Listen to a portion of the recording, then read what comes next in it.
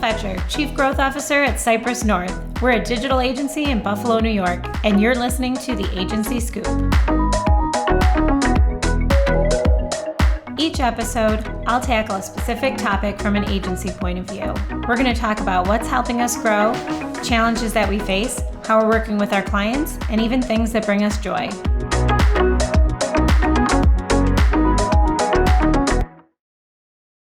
Welcome to this month's episode of the Agency Scoop, where I'm joined by Cypress North's co-founders Finn and Matt Mombrea, and we're going to talk about how our office survived the COVID-19 pandemic and what we've been doing moving forward as we come out of it. So thanks, guys, for coming to the show. Thanks, long-time listener, first-time guest. Excited to be here. So Matt and Greg started the agency 11 years ago and built it with just the two of them, built it from there. And when I joined the team back in February 2020, about a month later, we were hit with COVID like the rest of the world. So we thought it'd be fun to talk about our experience through that, how we made it through as an agency, things that we've learned, and how we're going to change moving forward, or what we're going to keep moving forward. So we'll just start with, thinking back to March 2020. What was going through your mind when you heard about COVID first? When I first heard about it, I kind of brushed it off as maybe something that wasn't going to be a big deal because nobody was really sure what was going on yet, what it was going to mean for us. And it was all kind of downplayed as a short-term thing. The way that Greg and I work together, we kind of debate everything from opposite viewpoints, whether or not we agree with those viewpoints, just to make sure we're covering all the angles. And in this case, Greg was arguing for this being a really big deal. And I was kind of saying, I didn't think it was going to be that big of a deal. And we kind of hash it out. And that's how we run our business in general. It's kind of the best argument, the best way forward is going to win, and we're all reasonable people and we can change our minds. And so do you remember that conversation, Greg? Yeah, how that for went? Sure. Because I think we were sitting at the ping pong table. Yeah.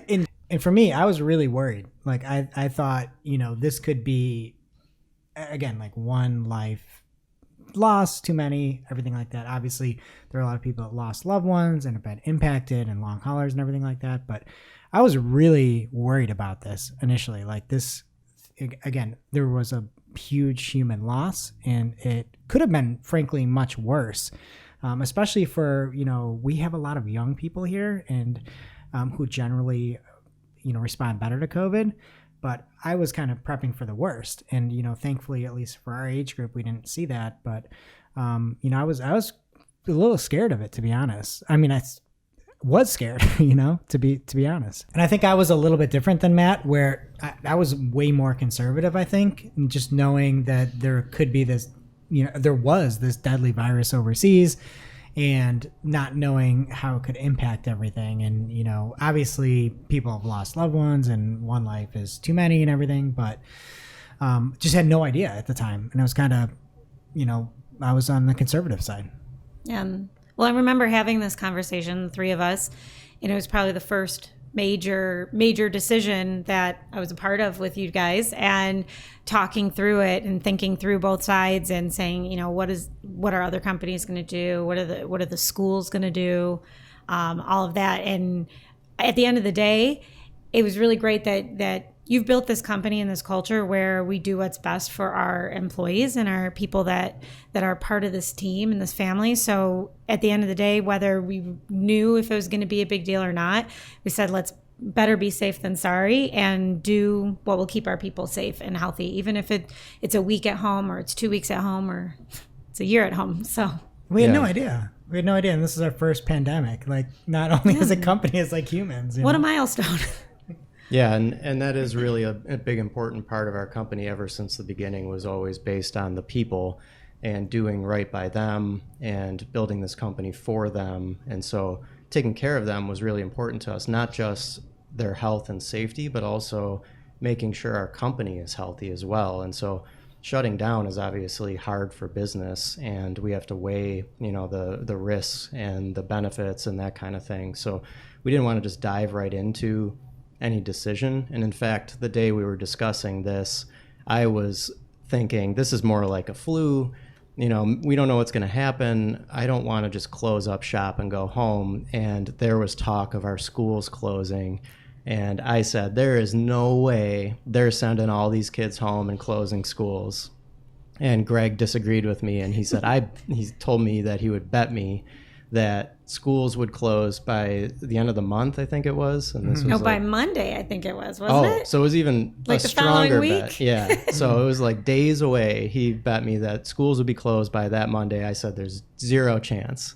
And the bet was that if they were closed, I would have to wear a suit to work every day for a month. And I was like, I'll take that bet. It looks like a hoodie. Yeah, and so I still owe the payment for this bet. I'm waiting for the weather to cool down, and I keep pushing it, but I got to do it. And schools closed that day. That day, we went home, and like hours later, New York State announced all schools closing. So you were totally right, and it kind of like proves, why we work so well together, you and I, because we always are pushing each other on topics and making sure we're doing the right stuff and debating it out as much as we can. And that was a good example.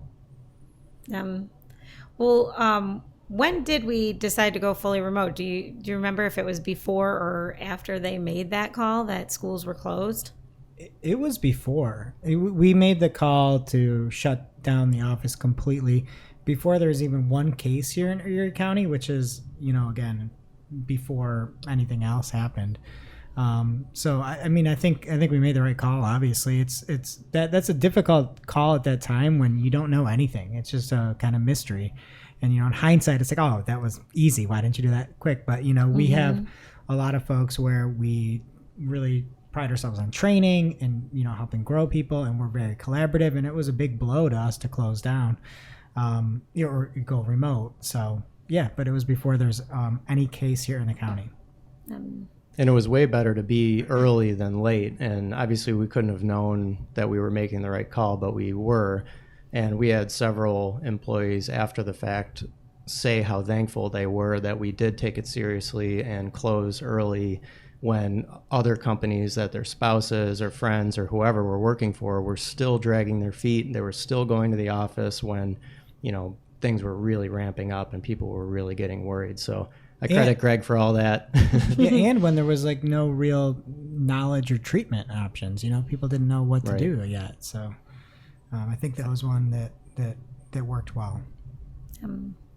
So what did you guys think were the biggest challenges of when we shut down? Or, well, I say shut down. It's not really shut down, but went remote.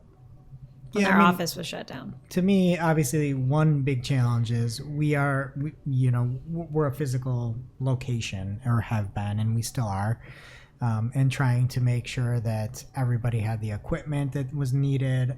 There's huge shortage on things like webcams. We just didn't have webcams at the desk. We'd take phone calls and stuff, so making sure that we had all the equipment, I think, is a big one. That was, kind of stuck out to me. Yeah, and we didn't mess around there either. As soon as we decided to go home, we bought out every headset, every webcam, every Wi-Fi card that we could get on Amazon before they all disappeared, and we got lucky there too. Sent everyone home with their nice chairs from the office, all their equipment, made sure we were ready to go, bought all the tools, all the software. Like, we didn't hesitate. We just went full home, we'll get through it. And at the time, we thought it was going to be like a 2-3 week thing, but yeah. Good thing we were prepared for a little longer. Yeah, just a little longer. Yeah. And another thing too, when we actually shut down the physical operations, we had many companies in New York here that also had to shut down that, are monthly clients, and left and either paused, what we were doing and came back, later when they were allowed to open and shut down. And that was, scary, to be honest. It's like, what is going to happen here? How do we keep people employed? For sure. To be honest, that was the biggest challenge, I think, for me and our company as a whole, was our clients pausing and taking kind of like a wait and see approach, which meant pausing work with us, which meant we had to kind of pause that work as well, even though we didn't want to. Like, we were ready to go on day one. And that was scary because they're turning off spends, they're canceling contracts. They were freaked out, understandably so. But that has repercussions for a service company like ours as well. Yeah. So I guess what were some mistakes you think we made, or candidly things that we were maybe wrong about? I mean, I was wrong about the length that it was going to be right away. I was also wrong about the severity of the situation right out of the gate. Obviously, I changed my mind really quick, but that was the biggest thing for me was, I just didn't see it. Greg did, thankfully, and we were much better off for that. Yeah, I think initially, again, we didn't know what was going to happen. Like we just said, let's go home. We can come back in a few weeks. If we had more time, people ended up coming back and getting chairs and desks and things. We could have done that earlier. And then also we could have had a better virtual system. We sort of had to build it on the fly with all the different tools and things. Thankfully, we use Slack and have a lot of collaborative calendars, so it wasn't that big of a deal. But, we did have to, evaluate different systems and things like that. Mm-hmm. One of the positive things I think we were maybe not wrong about, but worried about when we were debating in that room and talking about like how would productivity be and could people work from home, because no one had really worked from home before from Cypress North, not for an extended period of time like this. And so we talked a lot about like people aren't going to be able to do their jobs. They're not going to be able to produce as much, or, there might be some people just watching Netflix, and we were generally worried about that. And I would say our team, it just really stepped up to the challenge, and everybody really pulled their weight and did amazing work during this period. So for sure, I'm happy to be wrong about that one. Yeah, that was, I think, the biggest advantage that we had was our people's commitment to their work throughout the entire thing, because I was worried about that, not because I don't trust our people, but just because the situation was so bizarre, and a lot of people just took it as like a big long vacation, and I was worried that would happen for us, but it didn't at all. If anything, people worked even harder to make sure that they were available, that we stayed in contact even more. And that became an advantage for us when our clients all settled in and realized they had to get back to work. And we were there for them when they were ready to go. We didn't have to delay. We were set up, everyone was ready, and we got back to work without any wait at all. What about other wins and solutions that we came up with? I know we scrambled and got everyone set up virtually, but what would you say was the biggest positive or the biggest win we had throughout remote working? I mean, I think one of our biggest wins was keeping people active and employed, I guess, to be honest. I mean, we're in Buffalo, and there was we've got like one of our biggest companies here is in hospitality, and there was just furloughs across the board, and we had so many people and clients and contacts that got furloughed and then left. And so I think, instead of just sitting there, where we did have some client loss, like Shep on our team, Christine from Marketing O'Clock, wrote a book, and we just took that time and reallocated the time that would have gone towards clients, towards, helping something that could help our business. So I think we did a great job of just staying engaged and staying working. Because, if we weren't, it's mentally bad too, to just not have that work to do. Yeah. And I think it was a big confidence booster for a lot of our employees as well, for their own personal selves to know that they're really valued and that their work matters. And they were able to take it on their own without the support network we have, in person, and still make it work, still get all their tasks completed on time, and over deliver in every way that they possibly could, while being kind of off on their own island and knowing they still need to contribute to the team. But at the same time, it helped build our relationship with our employees even more, because they knew we had their back when tons of other companies did not support their employees. We were there to do it. We didn't lay anyone off. We just kind of tightened our belts and made it through. And then the reward for that was that we were invaluable to our clients who needed digital. Mm-hmm.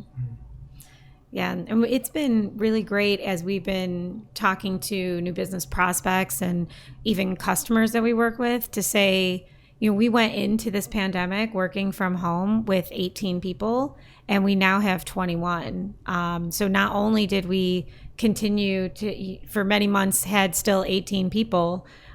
We've grown throughout this, and our business has survived because we've made good choices and we've kept our people, and we've been able to grow in this environment, which is not the same can be said of many small businesses our size. So for sure, I'm really proud of that. Well, and all praise to you, Jill, because without you, we would have definitely not grown during that time. And you coming on right as that started was a huge challenge, and it had to feel bizarre for you to enter this environment trying to get up to speed and know everyone, and then suddenly just get cut off and have to go away and do it all remote for a really long time. And then even with all that, you still helped us grow by 3 people, grow our revenue for the year. It was pretty amazing.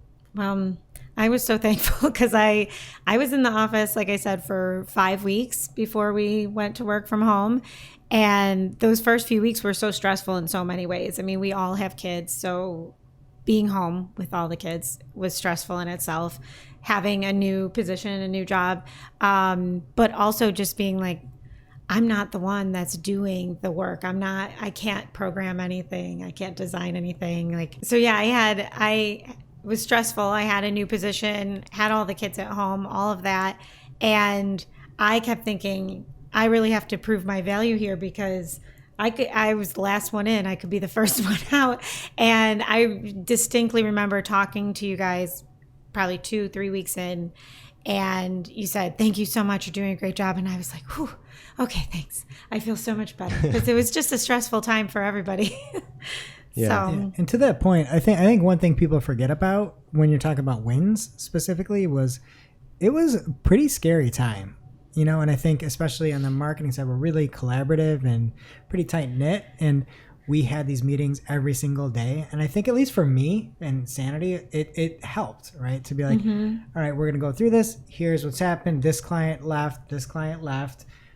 This other client had more work. And you kind of started to see from the clients leaving to coming back on. And it was just those meetings, I think, were something I'm going to look back at fondly as a win, I think. All of that communication. I was going to say that too. Those daily check-ins with the team were really helpful because I think some of our team members, that was, the meeting that they had to start the day, but that was maybe the only face-to-face conversation they had all day because they would be, they're living alone or they, didn't have client calls that day. And so I think it helped all of our people stay sane a little bit. For sure. Yeah. So, and we also started a lot more frequent growth check-ins to talk to people about goals that they wanted to accomplish and help them work on their professional goals and training and just helping them grow in that way. And I think that was something really good that we started doing during the pandemic that we'll keep doing, moving forward. We have been doing since we've been back.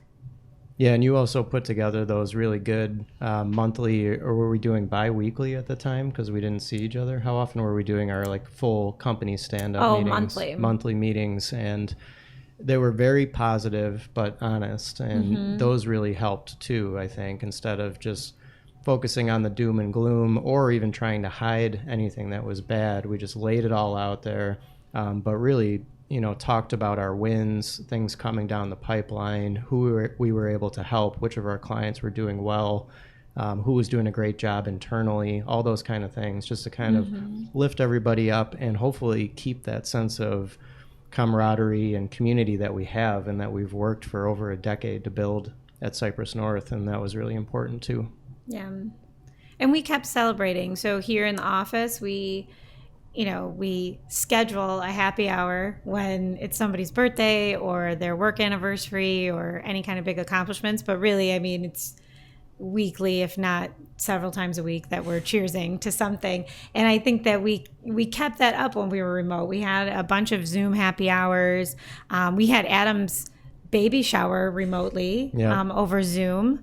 We had lunches together. We did a lot of that kind of thing that I think helped people feel at least a little bit more normal. I think so, especially early on when it wasn't happening so much, and then it just got too much, your friends were doing the same thing, your family, you had to have all your birthday parties and wedding showers over Zoom, and eventually it was just like, this is enough Zoom. Like, Yeah. let's just cut it out for a while. Yeah. So when we were coming back to the office, if you're not in New York State, maybe you're not familiar with the phasing system that we had here, but back in June, New York State said, okay, we're entering the phase where non-essential businesses like ours could go back into the office and not work remote anymore. And we talked to our employees and we sent out a survey where we asked how comfortable they were going back. And at the time, the answers to the survey were like, I miss you guys. We want to be back. I wish we were back, but I'm not comfortable yet for the majority. And so we made the decision to keep the office closed. We actually moved out of our old office as our new home was being renovated. But everyone was so thankful for that when that happened, and they still talk about it, that, wow, like you guys really listened and didn't make us go back. And so many companies just forced their employees back into the office. And I'm glad that we made that decision. It felt like forever at the time because we were all raring to get back and get out of the house, but it was such a difficult situation when you try to put yourself in the shoes of every different employee and their individual situation and feelings about the pandemic. It ranged all over the place, from I'm not worried, I'm ready to go back to work, to I'm like completely uncomfortable and scared. Don't make me do anything.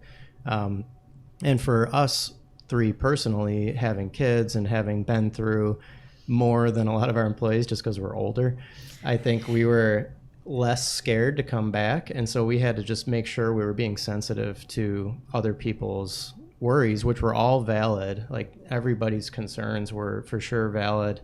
And we didn't want to make anyone do anything they didn't want to do. But, you know, we work really well together, and that's a big strength, a big value proposition that Cypress North has, is our collaboration and being together in person. So at the same time, we wanted to be together. So I wouldn't say it was hard for us to make that decision to box up our office, cancel our lease, stay home for the long haul. I don't want to say that it was a hard decision, but it wasn't easy. It was just the decision we felt was right for our employees after listening to their concerns. And so we just felt like we would let it play out a little longer and make sure that everyone was comfortable before we tried to move back in. Yeah, and I think it's one thing it's easy to not see if you're just one person, is how drastically different some people's views are, right? And to have empathy for all those views. Some people did not and would not come in. Some people would do anything to come in. And that's something that, you know, it's so strange to have people on polar opposites and trying to figure out what's best, and whatever decision you make, there's going to be a group that doesn't like it. And that was really also tough, is to, you know, take these varying opinions and try to come up with the right solution, which I think we did make the right solution, but angered some people too by not having a place for them to go, you know, and they're still home. So that was just tough. You know, people don't think about that you're not making your decision, you're making a decision for the group. Right. Well, and we came back full-time in the office when our new office opened in November, once it was done being renovated. And we told everyone, come in if you're comfortable. And if you're not comfortable yet, let's reevaluate in January and see what we want to do. And so we gave people that decision, and there was probably half of us were here every day. And then some people were here a little bit. And then there were some times when somebody would be, you know, quarantining because they came in contact with someone with COVID or something like that, and they'd be home. But then we got to January and we said, you know, we're not ready yet. It's still happening, so we'll push it back, and nobody has to come in if they don't want to. But by June, we are all back in the office by choice. We didn't make anybody come back. We never made it mandatory, and everyone's happy to be back. Like when we, you know, when we're around and we're talking to people, there's nobody here that is made to be here, and they are all coming here voluntarily, every single person. So I think that that's really, to me, that's so special and so exciting, because you don't hear that from a lot of other people. I hear from a lot of people, oh, I don't really want to go back in full time, or I don't want to do this or that. And all of our people are here because they want to be. Yeah, and one thing that I think really helped that is, in our old office, it was old. The ventilation was terrible. I completely understand the concerns people had with the old office. In this office, we have much more square footage, and we have all new HVAC, and we had very rigorous, everybody had to have masks if you were standing, walking, there's sanitizer everywhere. Every protocol was followed. We didn't have one single case of anyone in the office with COVID the entire time, which is pretty crazy for how contagious of a pandemic this is. But I think a lot of those different variables really helped that. If we were really packed in there, it would not have been a good scenario. Yeah. Yeah, I was going to say, with the original survey at the old office, you had to factor that in because it was such a wild card place, and there were these shared bathrooms that there were like goblins sharing with us. Might not have been safe. Yeah. And some people even said that. They're like, I'm not afraid to come back. I'm afraid of this old building that we're in. Yeah. When the new building you're making is ready, I'm there. And that's what happened. And we built everything brand new in this new space. It's as clean as it can get. Nobody's been in it ever. And so I think that had a lot to do with it as well. Well, so we've talked a lot about our feelings about this, but I also sent another survey to our employees yesterday, and Greg and Matt have not heard the results yet. Oh my! Are you ready? Oh boy! No. Are you ready for the results? No.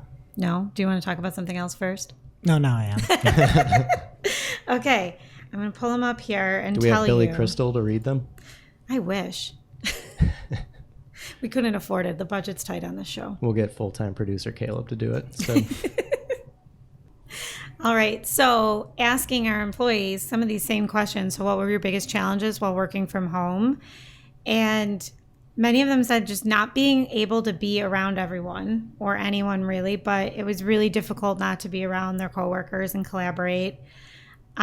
Distractions around the house, especially with everyone being home, not just me, which we've talked about a lot with all the kids at home. I think on one of our all staff calls, Matt messaged me and said, your daughter just changed into a costume right behind you on Zoom. I was like, cool. So that happens. More frequent interruptions, distractions, having to make up by lost time by working different or longer hours, which was difficult. Ending up with a lot of late nights. And that happened with me a lot with the kids because they need things during the day. And so I'd be like, I'm not at my computer for 3 hours, and then I'd be working, at night, and that just made it a lot harder. But mainly communication, time management, spending my entire life in my living room, feeling isolated, not getting to see my coworkers every day. So all the things that we thought. There weren't any other challenges that seemed to be created by us. So also bleak. I mean, I'm glad we're back because that's what I mean. Like it's we're in a better place. Yeah, it also speaks to what I said before about how serious everyone took their roles, and that was, like we said, a concern at first, and turned out to be not a concern whatsoever. Everybody was so responsible, and still, even however many months, 18 we are into this, I'm talking to other friends of mine who work other jobs that are still treating it like a vacation. I'm so glad that doesn't happen with us. So I also asked in the survey what helped you the most to get through this time, and several people said Slack. So not a paid sponsor, but shout out to Slack for helping our teams stay together. But they said people would specifically reach out and ask how I was doing, which was nice, made me feel cared for. Open communication from the whole team. Team meetings were very important. Spending time with my family at home. Fun Slack channels again. Zoom celebrations. So all of those things that we, tried to make sure that people were using and having fun with. That's great to hear that it was appreciated too. Mm-hmm. So the next question was, what did you feel we did well during the shutdown? And I think this is a really great one, so I'm going to read this whole quote. Cypress North overall was very flexible and supportive in all aspects during that time, and understanding of the different situations that everyone was dealing with at home. I feel like this was a time when a lot of companies' true colors showed, and a lot of them were not good colors. CN's values, standards, and promises remained strong during, I hate this word, but unprecedented time. Oh, that's nice. So yeah, it was really nice because I feel like we just kept saying we got to keep this culture, we got to keep this collaboration. And pretty much everyone else said communication, that we gave those staff meetings. They like that, not forcing them to come back when they weren't comfortable, and it just generally being, communicative with everybody.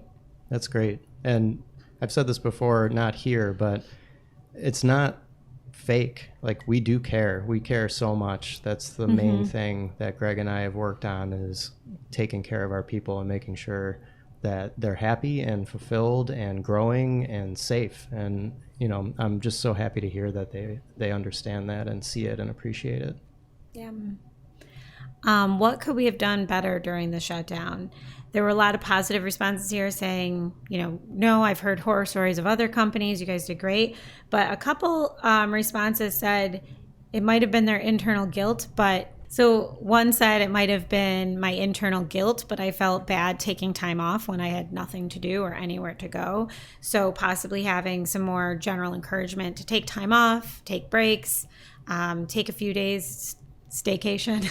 And a few of them mentioned that. So I think that's really good feedback. Jill. Yeah. There's nowhere to go. Nowhere to go. I take back everything I just said about our people. You're all in trouble. Yeah.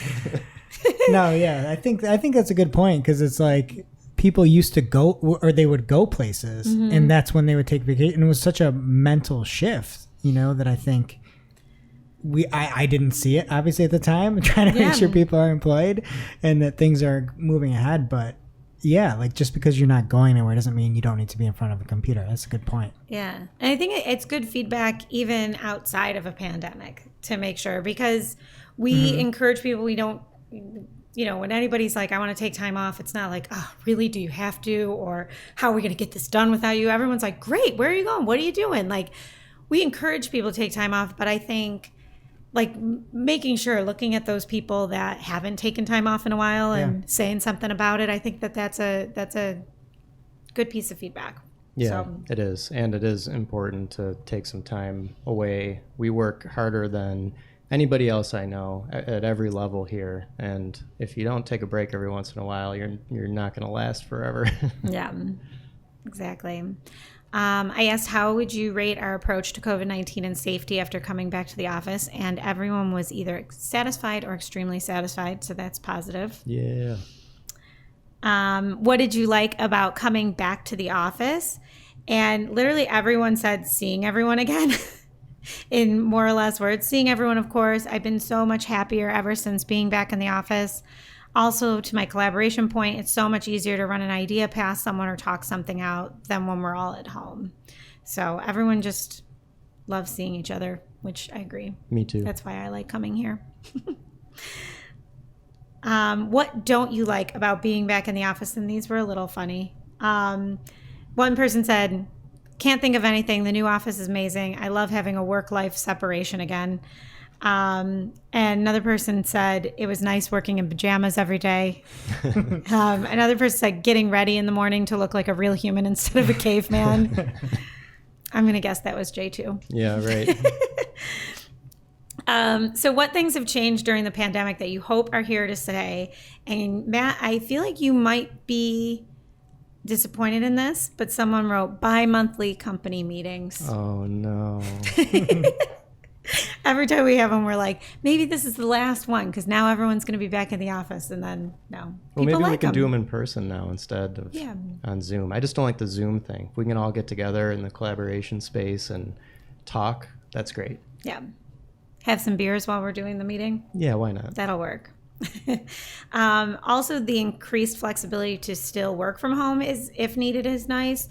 There's a lot of members of our team that will now feel comfortable just saying, I'm going to work from home today. I have the cable guy coming, or, whatever reason that they want to work from home. They just want to wear their pajamas that day. So we didn't have people working from home at all before. So it's nice that people feel that flexibility. It's a good benefit now. We've tried it. We know they can do it.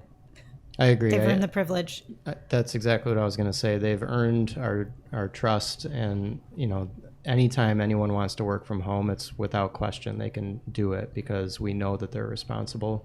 It's not a big deal. And there's lots of other things to do in life outside of work. You just have to get stuff done. If it's easier to do it from home, go for it. Yep. So yeah, a few people said that about the work from home flexibility.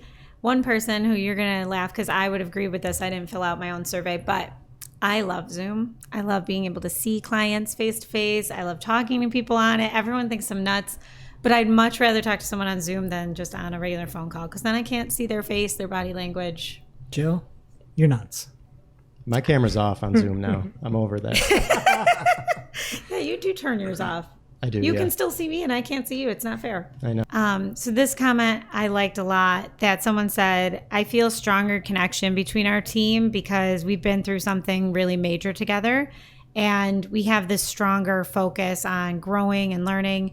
So I like that, thinking through that. Yeah, we have been through something together and we came out on the other side and we're not going to forget how that bad time made us feel. Yeah. And it was great to see our people kind of rally around the business too, not just the individual or a specific task. Like we were all in it together, driving toward making us get through the storm and make us stronger and better and set up for the future. And it's just good to see that. It's hard to get people to think, as a whole about the company rather than just about their area of the business. So there's a trend and a big push for no more offices in a lot of companies. What are your thoughts on working from home versus in office and doing away with physical space? Well, first off, I think that at the beginning of this pandemic, if you had children in your house or if you didn't have a conducive work environment, it wasn't work from home, it was survive from home, right? And I think that was one thing that was really draining is if you're juggling and watching kids and trying to do work, your days were longer. It was brutal. It wasn't just normal work from home. You're trying to teach and train and keep everything going. There wasn't food anywhere. It was like survive from home. So yeah. I think from one, if you really hated it at the beginning, you might actually like, if you did traditional work from home, you might dig it. I think it is much harder to collaborate. And in our side, the thing is we sort of like to find good prospect and talent and try to grow that. And it's so much harder doing that remotely. Everything is a one-on-one meeting. You can't just come over. You can't pull people in on things. And I know it can be done, but it is so much more difficult. And that's the one thing I really worry about with people that go completely remote is it's great when you're just hiring at the top, but trying to find folks and to help them grow in their careers, I feel like that's going to be a huge miss that's going to be overlooked and it's going to be a problem because if you don't have those skills, you're not eligible for remote. It's like it's a totally different game. So that's one thing I worry about. And it's nice. It's nice having interns come in and, our last 2 interns we hired, and we wouldn't have been able to do that. And it's training an intern via remote is near impossible. Yeah. It's hard for us to have any value from that intern or from them to get any value from us. So it's a lose-lose situation if everyone's remote in that way. And I hear a lot from some of our clients or some friends' companies where their companies are saying things outrageous to me like, we're never going back to the office, which sounds unbelievable to me. I just see it as like some kind of overreaction or platitude or something they're just saying to make people feel good and they don't really mean it. Because who can actually mean that you will never go back to an office if you're a big company?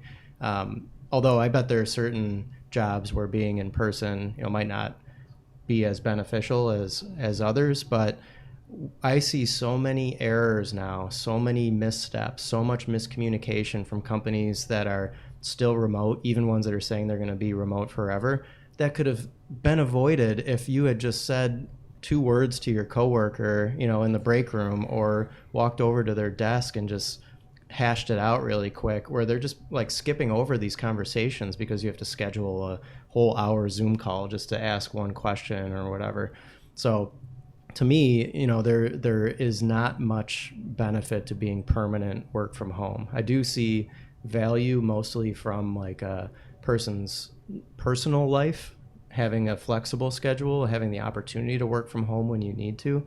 But as far as being full work from home, it's going to take a very special position for that to be okay, in my opinion. Yeah. It makes loyalty really hard. If you join a company and you're just working from home and you're not I mean, even now with Zoom and all of that, where you are seeing people, a lot of times those meetings take away all of the personal things that you learn about people.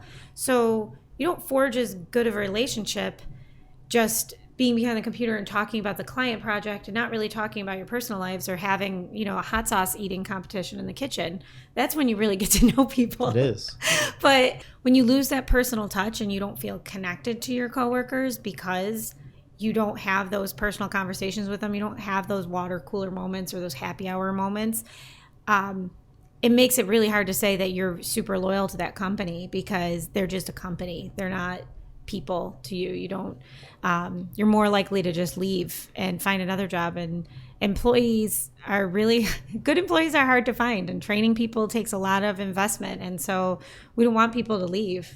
Yeah, and it's kind of the difference between just working a job versus having a career that you're happy in. You're going to become part of this company, part of its culture. It becomes a part of your life, whether you meant it to or not.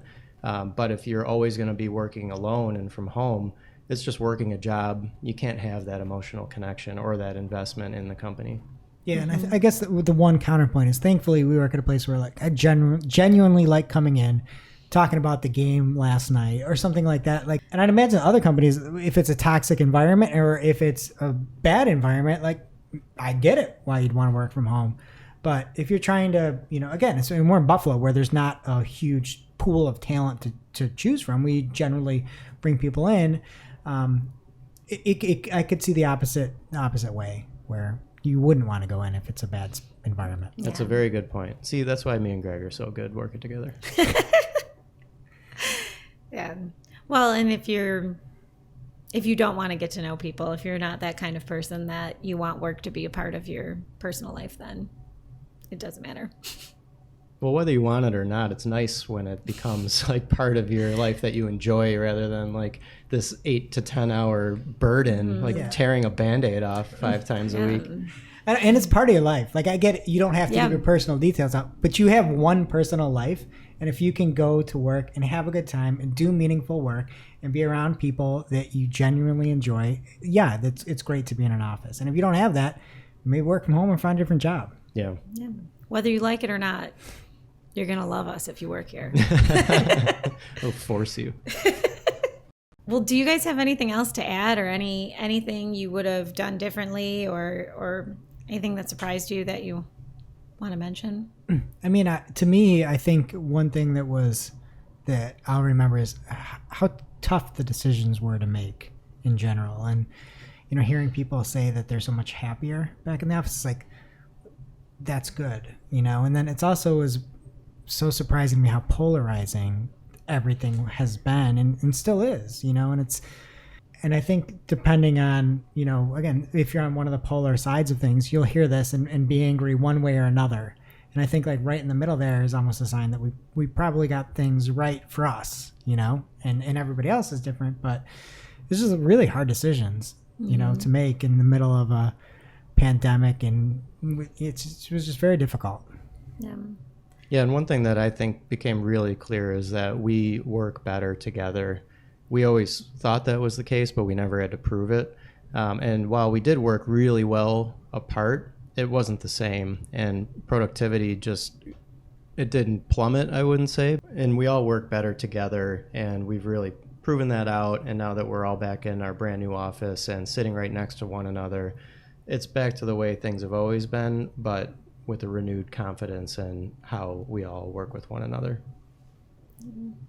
Well, I know I've said it already, but I've talked to a lot of people that I know in other companies and other agencies, and when you see someone that you haven't seen in a while, or you talk to someone you haven't talked to in a while, you're like, oh, are you still working from home? And that's the new how's the weather.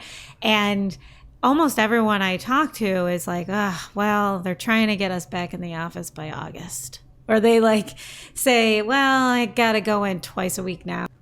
So they kind of have this attitude where they don't want to go back into the office. They prefer working from home, which, to each their own. But I'm just so proud, when we say all of us are here in the office, every single person is here, and they're not being required to be here, forced to be here, and they want to. It just reiterates for me what a special place this is. So, well, thank you both for agreeing to do this with me. Especially you, Matt, because Greg podcasts every single week and you don't. So I appreciate you. Yeah, it's like home to me behind these mics now. So thanks for having me, Jill. You're welcome. No, thank you both for coming on and talking about this. It was a crazy year, but I'm glad that we made it through together.